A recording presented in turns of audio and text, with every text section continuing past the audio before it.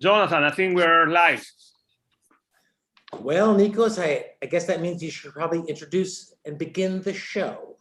Okay, sorry, we're a bit disoriented due to technical issues. But today is the big anniversary, the 5 years anniversary of the Brexit vote. What was supposed to be a revolution for this country, what was supposed to be an Independence Day, what was supposed to be something that would make the United Kingdom freer. Maybe some people said the Hong Kong of Europe. Fast forward 5 years on, you cannot travel without quarantine. Okay, but you can say that's not related to Brexit. But I'm waiting some stuff from Greece, and now I have to pay. I paid something like £80 customs to the British state because apparently, trading with a European country without paying ransom to the government is not part of the deal. So we're going to discuss what was Brexit, what was the significance of Brexit, but most importantly, where do we find ourselves 5 years into Brexit? What happened to the protagonists of Brexit? What happened to the people that sold us this vision that there would be a UK would be more powerful, freer, and how we ended up 5 years later to where we are right now? Well, Nikos, I'll just jump in, and obviously I'm Jonathan Hoenig from CapitalSpeak.com and Fox Business Network. Ayn Rand had a comment. I forget if I heard Dr. Peikoff mention this or if I read it from Miss Rand herself, where she said that there's two ways of changing the establishment. You can be better or you can be worse. And I'm curious of your perspective now, as you said, 5 years post-Brexit, has it been better or has it been worse? So it will be very difficult for me to pass a judgment because I was so invested in Brexit. So although I was someone who I would in some ways lose something from Brexit, so I would lose the stuff that I would just show my password in the borders and pass, although practically this is what is still happening. I thought that it was worth investing in the campaign for Brexit. And let me explain to people why. So some people might say, wait, isn't the European Union this free trade area? Therefore, if you want to get rid of this free trade area, doesn't it mean that you're one of these conservatives who is dreaming of this past and this glory of, let's say, national sovereignty in terms of isolationism and all that stuff?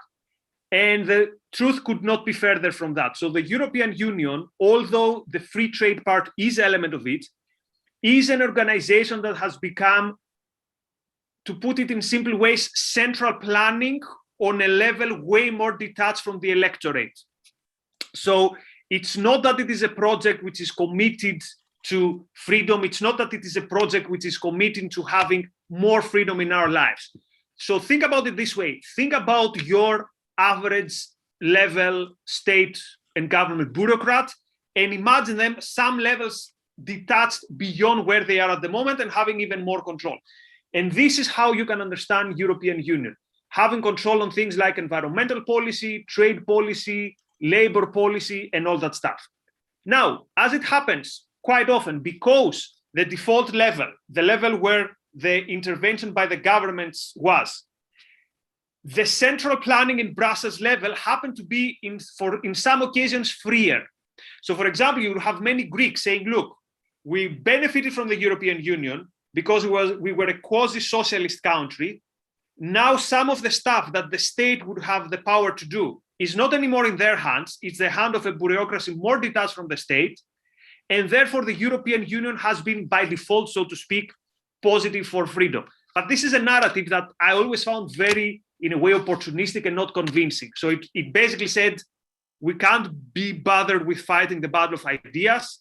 Therefore, we need to fight the battle in terms of let's hope that we delegate power beyond our level so that power is even more moved further away from the population. So this is how we found ourselves in 2016. So 2016, it was one of these events that really divided the British society, and it divided beyond left and right. So in a way, you could find leftists being for Brexit because they hoped that this means that they could have tighter labor laws in the UK. But at the same time, you could find most of the center-left establishment being completely invested in the European Union, almost in a tribal way. So I don't know if you remember, Jonathan, do you remember the 2015 debt crisis in Greece and the referendum in Greece? So you would find the very weird stuff that in 2015, most of the leftists were super furious with the European Union because of the strict policies it imposed in Greece. And 1 year later, if you dare to say that the European Union is not the best thing that has happened in humanity, they could say, oh no, you're a nationalist, or only super rich or the bigots want to get rid of the EU. So imagine the culture war around Trump. That was the equivalent in the UK. So all the predictions, all the experts said we should vote for Remain, and yes, Brexit won. So that's why I showed as this moment of rapture, as this moment where suddenly everything was possible. And of course, in retrospect, it was a big disappointment because, as we both know, the UK is not freer. And actually, the UK, you could see this in the pandemic, you could say it's today one of the most statist, particularly in the way that people view the government, countries in Europe, unfortunately. Well, Nikos, thank you for that interesting introduction and perspective. You as a European, as I've been living in a number of European countries, Greece and the UK, it's really interesting. And I also want to thank and acknowledge our very generous Super Chat contributors, Bread Sandwich, Action Jackson, Robert, who's celebrating his I think 20th or 50th, 69th episode.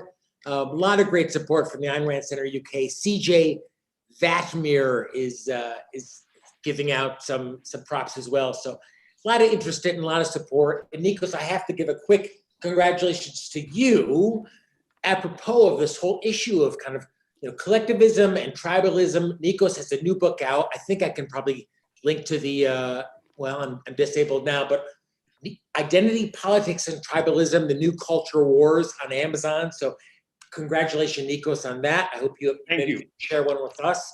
But I mean, I think you're right in that, here in America, I'll just give quickly an American perspective. A lot of people were against Hillary or against Biden, so they voted for Trump because they saw Trump as the quasi-individualist interpretation or representation, I should say.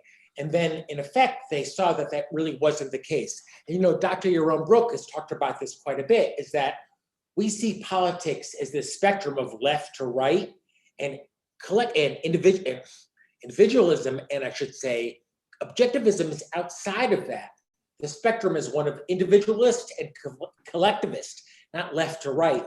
You talk about this quite a bit in your book, and I see this in Brexit as well, is that the Brexiters who in our mind think, oh, well, they're the individualists, they don't turn out to be the individualists that a lot of us hope that they would have been. So here's a very interesting way to understand how we found ourselves here. Let's see what happened to the biggest heroes, let's say, of Brexit, and let's see where they are now. So I've chosen 3 of the key figures of the Brexit campaign and see what has been their role beyond that. And the reason for this experiment is to find out the following one. Were they principled advocates of freedom, or were they opportunists who found through Brexit the opportunity to create a new political, let's say, situation in which they would play a more central role? So the first person is obviously Dominic Cummings. So Dominic Cummings was one of the main campaigners for Brexit, and he was, let's say, the shadow person who was the big mastermind behind Boris Johnson. And he came to government with this idea that I'm going to be an outsider in government. I'm going to be an outsider in Westminster number 10. And the result was, of course, disastrous. If you follow British politics, Dominic Cummings is basically a loose cannon, and he's releasing screenshots from WhatsApp discussions from Boris Johnson during the COVID crisis. And he's someone who actually said that the problem with COVID is that you should have someone like a monarch of COVID, a COVID czar. There should be this super bright person who should have more power. And the fact that we didn't pick such a person is because we find ourselves where we are today. So That was the one person. The other person is Michael Gove. So Michael Gove, again, was supposedly one of the liberal voices of the Brexit vote. He was one of the mostly, let's say, the freedom fighters of the Tory party. And where do we find him today? We find him being the Secretary for Environment. He's the guy who his biggest worry is to ban plastic straws and to make sure that we cannot buy an electric car by 2030 or 35, or I don't know, he changes his opinion quite often. So this was the vision of the great liberal and of the guy who frequents his liberal think tanks in this country. And of course, a third person who was key on the Brexit campaign was our current Prime Minister, Boris Johnson, a supposed libertarian. Now, you don't need much commentary to know what happened with Boris Johnson. So he's the one, again, who imposed one of the strictest lockdowns in the world. He's the one who still does not trust us to travel. He's without a quarantine. He's the one who does not trust us to make decisions about our lives when it comes, for example, to energy. He's pushing this green energy agenda that is going to have a destructive effect in how expensive and unreliable energy is. So these are the heroes who would supposedly bring a Britain which would be freer and more prosperous. And again, what we got is basically a gesture, an idea of, oh, now we are freer, which was more at the level of a performance, because that's what politics are today. Politics is more about performance. And think about it this way, Jonathan, even with Trump. I was thinking the other day, if Trump was not on Twitter, how much would you have noticed in his presidency, like in terms of very significant changes? And I think quite often about many politicians on this level. So if you take away the noise, and if you take away the slogans, and if you take away the petty fights between the parties, how much are they capable of bringing any significant change, hopefully to the better, but even a change which is noticeable? So Brexit, which was supposed to be this huge, again, event, it turned out to be an empty thing that many conservatives are now celebrating because they say, oh, we have our old passports and now our passports are blue and not the red one. So we are free from the EU. And what they mean is we are free to be more and more subject to the whims of our government rather than to the whims of Brussels. I mean, it's good to take away one level of bureaucracy and one level of central planners, but for me, it's nearly not good enough. And that's exactly what Rand said, in her comments, that you can change the establishment in two ways. You could be better or you can be worse. And it sounds like at least what's happened in Brexit, Nikos, is that it's either the same or maybe even a little bit worse, because at least now you don't have the UK to blame. This really is, and it's incredibly frustrating, and it's collectivism, through and through. And I wish there was an alternative. And I think there is allegories, if you will, in America, in the sense that people thought Trump was the alternative to the collectivism of the leftist. But in Trump, whether it be in tariffs or, people forget, Trump talked about signing a ban on internet pornography before he got elected. So, there's collectivism through and through, which is why Rand talked about objectivism being a radical philosophy, and that's still the case. There's, and it's so kind of depressing, but there's really no advocates for individualism on the political spectrum, certainly in America, and it sounds like in the UK as well, because even the so-called saviors of Brexit aren't for individualism. They're just for their type of collectivism. And I think that's what we're fighting about. Rand talked about conservatives being the worst enemies of capitalism. And it just seems to me like that's probably similarly the case in the UK, is that the so-called advocates for liberty are really anything but. Is that the case? And yet at the same time, I think we should not completely throw to the bin what was the significance of Brexit, because there was something which is very significant, which shows that something that some years ago might seem completely impossible can actually happen. And if you think about some figures like Daniel Hannan, for example, who is a liberal conservative, or some outcasts, or not outcasts, some outsiders like Nigel Farage, which we disagree, of course, with many things. But if you think about how few were the figures who actually played a role in completely changing the agenda when it comes to having a referendum and then winning that referendum, I think this is something very hopeful. And because this shows that, yes, it all comes down to culture and all that stuff, but through politics, you can have some battles that can inspire people, and they can bring they can in a way accelerate the message. So, well, I don't mean to interrupt you, but it reminds me a little bit of Steve Forbes. You might remember, Nikos, maybe you don't, but ran years ago in America with the idea of a flat tax, and that gained a little bit of traction, a little bit of motion. But what do you think about the idea, and Dr. Yaron Brooks talks about this all the time, that politics is being downstream from culture, downstream from metaphysics and epistemology? And as you answer that, I'm going to share the cover, if you don't mind, of your new book, which deals with a lot of these issues: Identity, Politics, and Tribalism, The New Culture Wars, by Nikos ... Get it on Amazon as we speak. Thank you very much for that. No, I really appreciate it. By the way, let me say, my camera is really bad today, but we didn't have time to fix it.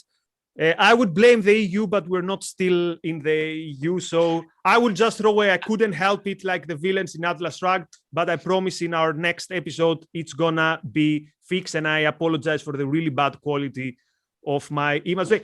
Talking about bad quality, do people know that we're also available as a podcast? Razi, we're still doing the podcast thing, right?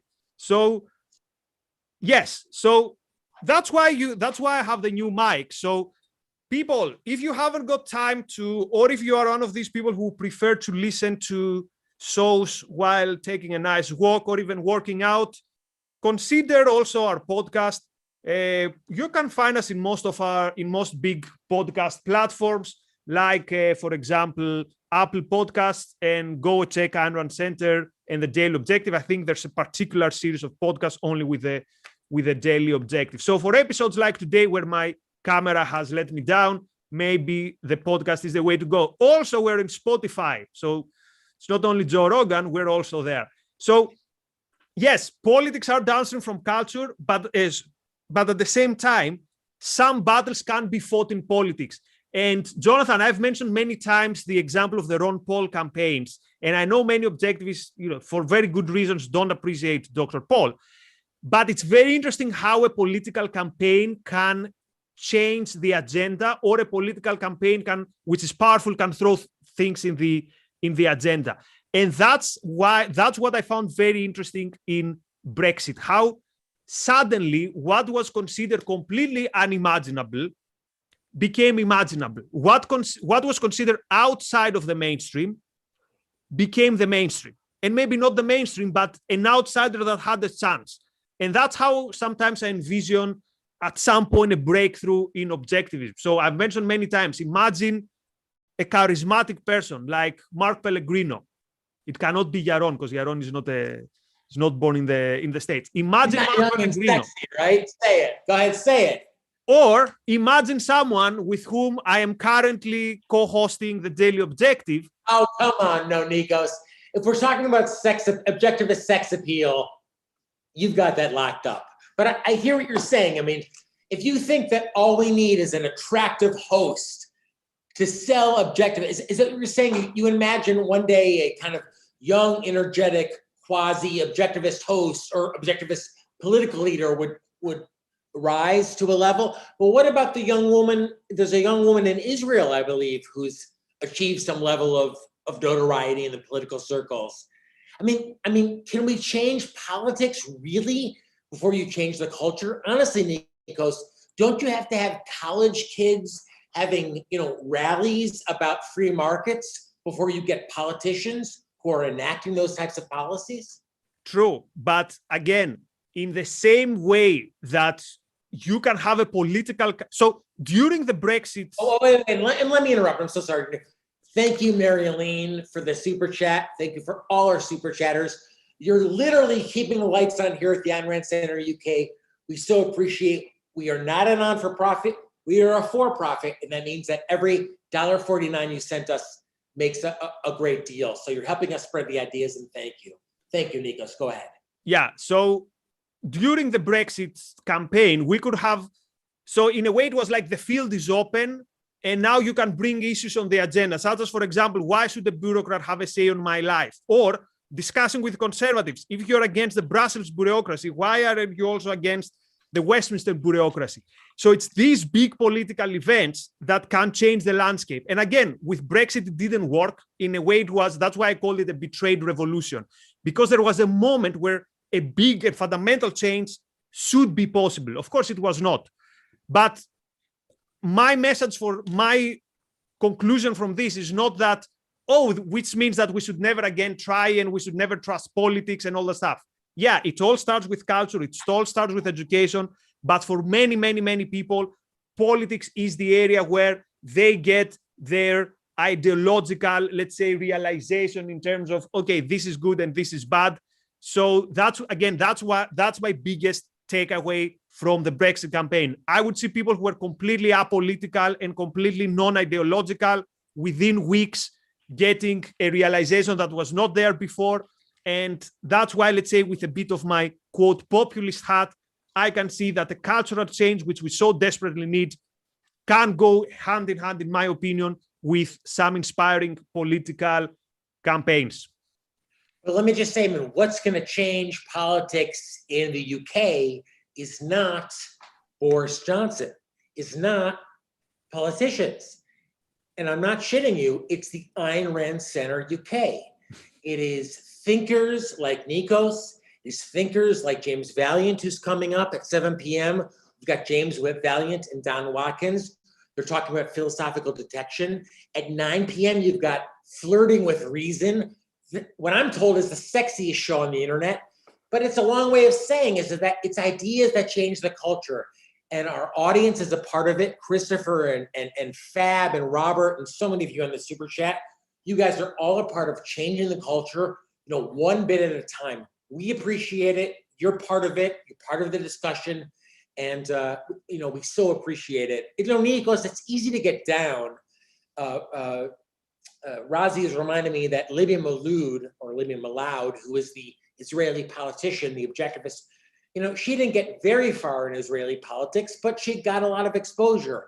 And her ideas of getting exposure. Dr. Peikoff once said that objectivism, I believe, I'm paraphrasing, could get one professor in 100 in universities, we could have an effect. And I believe if we could just get that one or maybe two, we can have an effect in our support of our movement and our constituency here at the Ayn Rand Center UK. Our members in particular are making that happen. So thank you.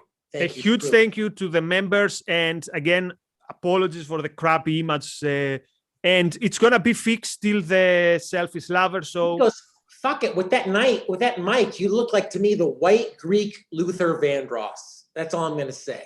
Who is Luther Vandross?